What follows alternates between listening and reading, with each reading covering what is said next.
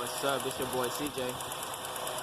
Hey, we working on a 2003 Oldsmobile Alero. She had a crank no start situation, so we checked the fuses in her. We checked the PCM fuse, which is 10, and we checked the AC relay, which is connected with the PCM fuse, which those was good, so we checked those, and we checked that other 15, which is a PCM fuse. So what happened was she was getting a no crank, no start, so it ended up being this idle air control valve. Once they go bad and fail, the car start up and stall. We out.